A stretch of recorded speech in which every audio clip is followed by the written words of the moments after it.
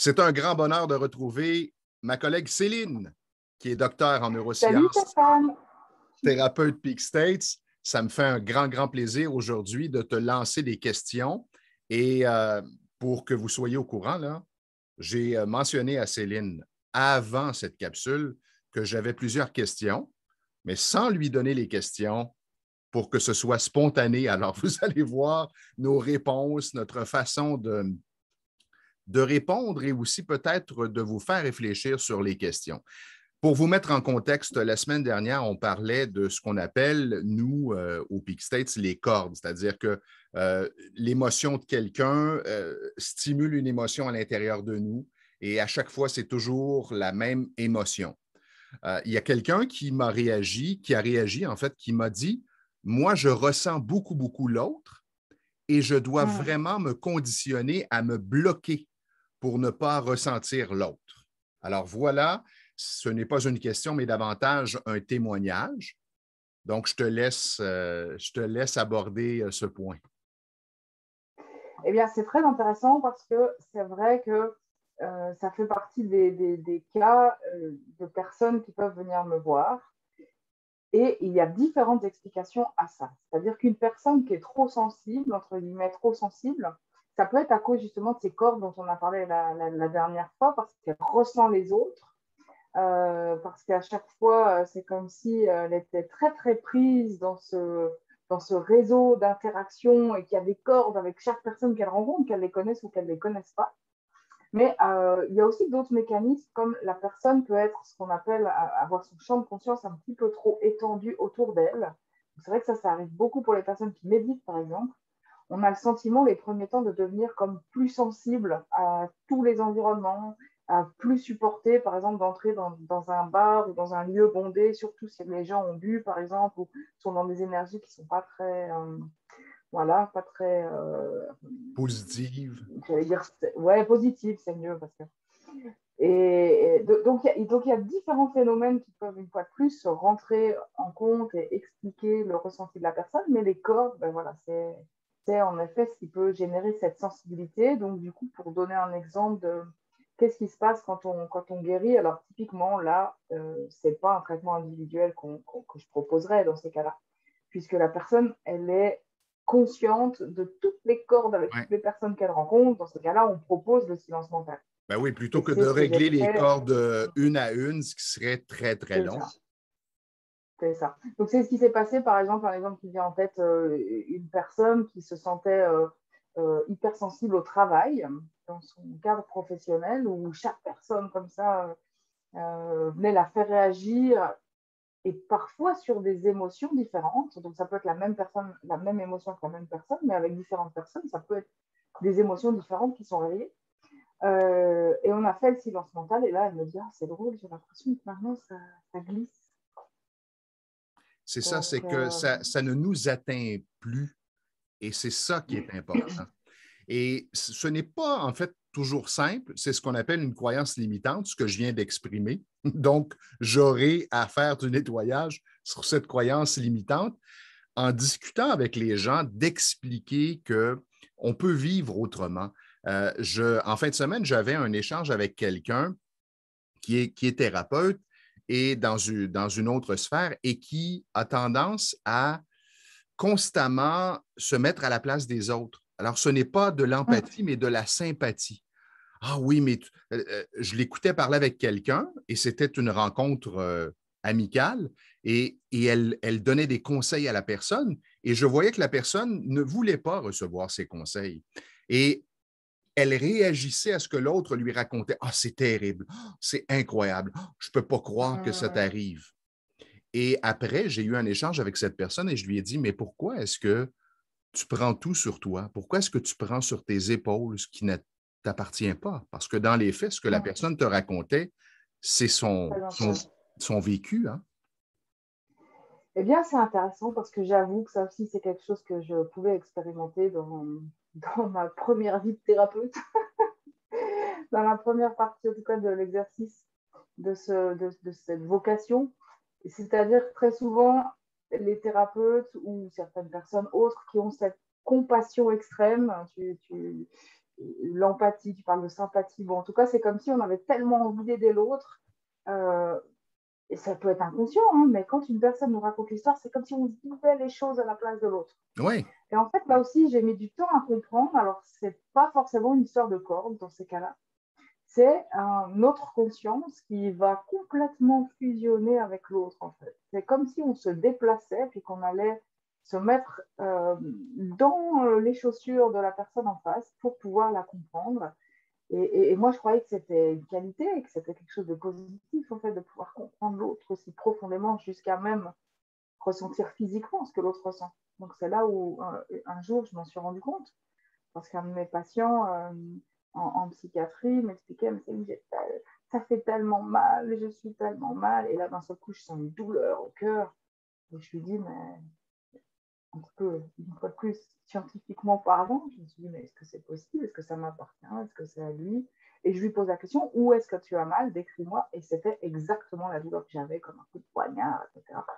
Et, et là, c'était une angoisse, en fait, qui lui appartenait, ce que j'étais en train de capter. Et ça fait partie des, voilà, de ce qui peut générer ces sensations, c'est de se déplacer chez l'autre, en fait. Donc là, c'est important de comprendre exactement la question que tu lui as posée.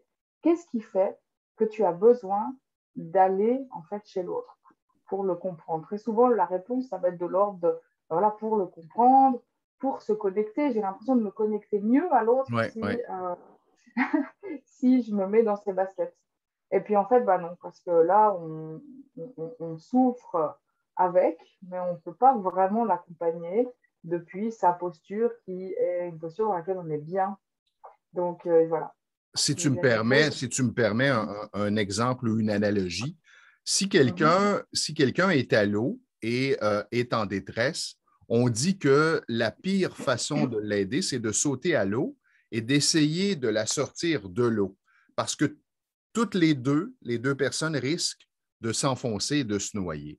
L'idéal, c'est de demeurer sur la terre ferme, si on est en mesure, si la personne n'est pas très loin, de lui lancer une bouée de sauvetage. Et là, sur la terre ferme, bien, on est plus solide.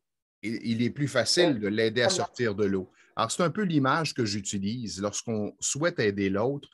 Restons solides avec nous-mêmes, observons comment vit l'autre, puis ensuite, on peut lui proposer, si cette personne a l'ouverture, des solutions. C'est parfait comme analogie, exactement. C'est ça, c'est que sinon, on coule avec. Hein. Et voilà, Parce exactement. qu'on passe beaucoup d'énergie, en fait, à faire ça. Et si, en tant que thérapeute, on utilise cette technique d'aller chez l'autre, alors on va utiliser beaucoup notre énergie. C'est ce qui se passe quand, par exemple, dans le magnétisme ou autre, que les personnes utilisent leur propre magnétisme. En fait, c'est comme s'ils utilisaient leur force vitale pour aider l'autre à récupérer de la force. Mais c'est la même chose qui se produit juste en écoutant l'histoire de l'autre, en fait. C'est pour ça que, euh, par exemple, en sortant d'un rendez-vous, où une personne vous a raconté toutes ses misères, etc., vous pouvez vous sentir extrêmement fatigué. Alors là, on retrouve la problématique de la corde, mais c'est un des autres symptômes qu'on peut ressentir. C'est-à-dire, voilà, je rencontre une personne et je me sens vidée une fois que je la vois. Donc, j'ai plus envie de la voir parce qu'à chaque fois, c'est la même chose. Et elle Exactement. me vide l'énergie, quoi. Une question de Sophie que j'ai trouvée particulièrement intéressante. Elle m'écrit, j'ai regardé toutes vos capsules. Je trouve ça extrêmement enrichissant, mais en même temps, je me questionne parce qu'on a parlé de l'état CPL, hein, d'être calme, paisible et léger. Donc, c'est un indicateur qu'on a nettoyé le trauma. Mais elle me dit, lorsque je rencontre des gens, je ne peux pas toujours être calme, paisible et légère, n'est-ce pas? Alors, telle est sa question. Eh bien, excellente question. Et c'est vrai que la réponse, entre guillemets, malheureusement, c'est qu'à chaque fois qu'on a une réaction émotionnelle, quelle qu'elle soit, il y a un trauma derrière. Alors, ça ne veut pas dire que vous êtes obligé de régler tous vos traumatismes. Très probablement, il y en a qui vous posent plus de problèmes que d'autres dans votre vie. Et très probablement, il y a peut-être un type de personne où à chaque fois vous réagissez plus fort, où il y a une personne en particulier qui vous pose vraiment problème, surtout si c'est votre boss, votre compagnon, votre enfant. Bon, ben voilà, forcément, c'est des gens avec qui on aurait envie de régler le problème. Mais en vrai, dans la théorie et dans la pratique, finalement, à chaque fois qu'il y a réaction, il y a traumatisme. Et c'est vrai qu'au début, on peut avoir du mal à le concevoir parce qu'on a du mal à se dire les émotions, c'est pas normal. Et là aussi, on pourrait faire une capsule probablement sur les émotions. Qu'est-ce qu'une émotion dans le sens issu d'un traumatisme et qu'est-ce qui est un ressenti qui pourrait être issu d'un fixé, qui est dans ce cas-là normal. Parce que être calme, paisible et léger, ça ne veut pas dire ne plus avoir de ressenti, ça ne veut pas dire ne plus avoir de plaisir. Au contraire, bien au contraire. Donc ça pourrait être aussi intéressant qu'on le développe un petit peu. Alors, tu m'amènes à la question suivante de Martin qui, lui, Parfait. m'écrivait parce que je répondais à Sophie à peu près là, dans mes mots à moi, ce que tu viens de répondre. Mais Martin, lui, a réagi à ma réponse en disant l'humain est un être d'émotion, donc il est Ben normal de voilà. ressentir et de vivre des émotions. Alors, si mon père décède, je suis triste et je pense que c'est normal. Je ne peux pas être calme, paisible et léger alors que mon père est décédé. Et oui, c'est vraiment un cheminement, il faut le vivre pour le comprendre et pour le croire. C'est-à-dire que, alors probablement il y aura un moment de tristesse, mais d'abord qui n'est pas quand même une fatalité. Et puis, on parle souvent des étapes du deuil qui doit durer tant de temps et Oui. on passe de telle à telle étape, voilà, le déni, la colère, jusqu'à l'acceptation. Et puis finalement, maintenant, ces étapes peuvent se faire d'une manière très très courte. J'en ai parlé dans une des capsules où je parlais du deuil et puis du travail que j'avais fait sur un deuil que je vivais. Mais on aurait pu imaginer que sans le traumatisme qui était là et qui me faisait vivre le deuil, j'aurais pas du tout eu à vivre le deuil. Et ça aurait été une expérience comme une autre, avec laquelle je reste calme, paisible et légère. Et quand il y a cette acceptation totale, c'est-à-dire, bah, ok, pour l'instant, il n'y a pas d'enfant, j'ai perdu mon père ou j'ai perdu mon chien, parce que c'était l'exemple qu'on avait pris dans cette capsule. Et puis, bah voilà, c'est la fin d'une histoire, c'est le début d'autre chose. Et non, on n'est pas obligé que ce soit un drame, en fait. On n'est pas obligé que ça vienne réveiller tout un tas d'émotions, mais c'est ce qu'on connaît. C'est ce qu'on connaît pour la plupart des gens. Donc, ça nous paraît être normal. Mais si vous réfléchissez, peut-être que dans votre entourage, vous connaissez des personnes où vous vous dites, mais c'est pas possible, elle est insensible, cette personne, parce que elle vit des choses, comme tout le monde, plus ou moins difficiles, mais elle rebondit ou elle arrive à passer très vite à autre chose. Bah, probablement, c'est quelqu'un qui a un petit peu moins de trauma dans ces domaines-là, en tout cas, que d'autres personnes. Oui, Donc, moi, c'est que, ouais. c'est que sans s'en rendre compte, on vit la plupart du temps soit dans le passé ou dans le futur. C'est-à-dire qu'on se remémore des expériences et on replonge dans ces expériences. Donc, on ravive les émotions et souvent, on les projette dans le futur.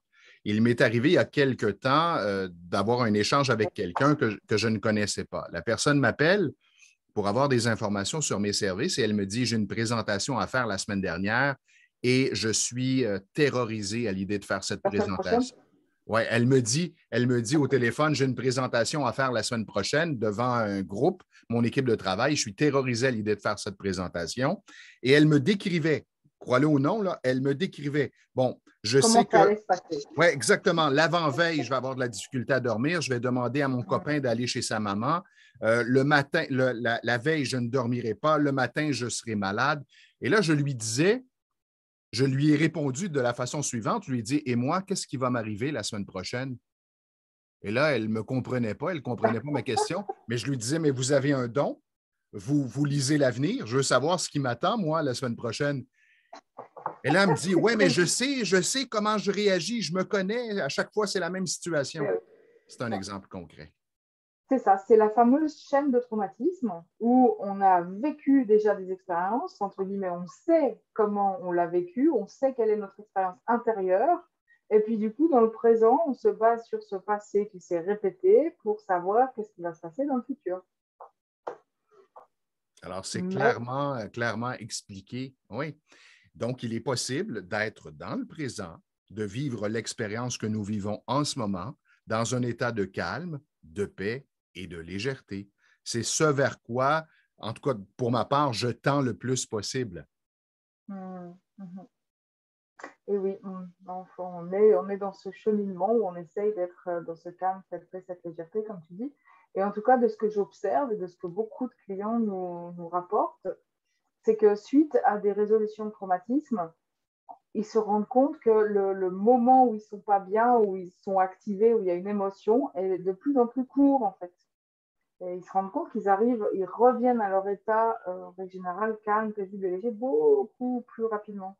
Et alors, j'ai même des personnes qui ont introduit dans leur routine quotidienne le fameux tapotement sur un point et qui m'expliquent à quel point c'est magique pour eux parce qu'ils arrivent vraiment à trouver une stabilité qu'ils n'avaient pas.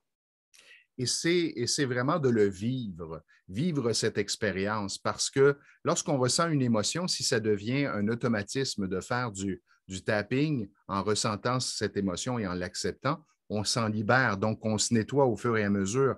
Et vivez l'expérience. Il m'est arrivé il y a quelques jours, il y a 2 ou 3 jours, j'avais de la difficulté à m'endormir parce que je ressentais quelque chose. Je me suis simplement connecté à ce que je ressentais. J'ai fait du tapping et je me suis endormi comme un bébé. Ça s'est fait tout seul. Mmh. Alors, C'est ça. expérimentez-le pour le comprendre. Pas toujours, pas toujours besoin de savoir ce qui est derrière. Nous, en tant que Non? thérapeute, bien sûr, on utilise tous les outils diagnostiques pour aller guérir les cas particuliers ou aller plus vite.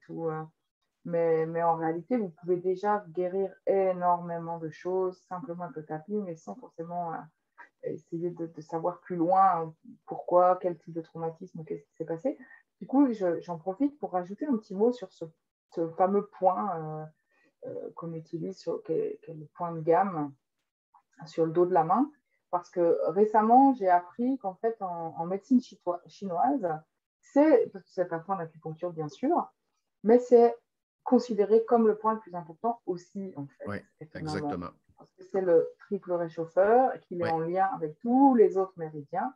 Et il semblerait qu'en médecine chinoise, on reconnaît aussi son implication dans la spiritualité, en fait, dans les dimensions, en tout cas, spirituelles, au-delà du corps physique et éthérique.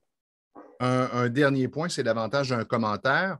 Et je trouvais ça intéressant de l'amener, ce commentaire. Cette personne me dit, si ces techniques sont si efficaces, pourquoi est-ce que ce n'est pas si répandu? Pourquoi est-ce que ce n'est pas suffisamment connu encore aujourd'hui? Et je dois dire que c'est une question qui revient très souvent parce que parfois, avant le Covid, en tout cas, je faisais de temps en temps des conférences. Et c'est sûr qu'à chaque conférence, j'avais beaucoup de gens qui étaient intéressés pour être formés, faire une expérience en tant que client, guérir des choses, etc. Et on me pose régulièrement la question. Moi-même, je l'ai posé cette question. Et finalement, la réponse est d'une part, c'est pas vraiment connu dans le monde francophone parce qu'on n'est pas nombreux pour l'instant. Enfin, on est de plus en plus nombreux chaque année à être thérapeute Peak State. Donc, c'est vrai que jusque-là, voilà, c'était pas une technique qui était accessible pour des personnes francophones pures. Par contre, ça existe depuis un peu plus longtemps en Allemagne, même en Pologne, bien sûr dans tous les En pays Russie, anglophones. Voilà, donc ça existe dans d'autres langues, mais il n'y avait pas encore de thérapeutes francophones pour traduire aussi les livres. Donc il n'y ouais, avait pas d'accès à tout ça. exactement. Alors là, le matériel est de plus en plus traduit. La formation se donne de mémoire 2 fois par année en français. Euh, Mhm. encore là, avec traduction simultanée. Donc, ça Voilà. devient de plus en plus accessible et au fil des prochaines années, ben, vous allez en entendre parler encore davantage et Mhm. voir aussi des thérapeutes être formés. Bientôt, on sera donc 3 thérapeutes francophones où on pourra faire les formations directement en français. Pour l'instant, on les fait encore en binôme. Donc ça, c'est pour les années à venir. Et aussi, pourquoi est-ce que ça n'a pas été si connu? Il faut dire que pendant plusieurs années, en fait, Grant McFetrich, notre fondateur, a décidé d'arrêter les formations. Donc, il n'y avait pas plus de thérapeutes. Et puis, ils ont fait énormément de recherches.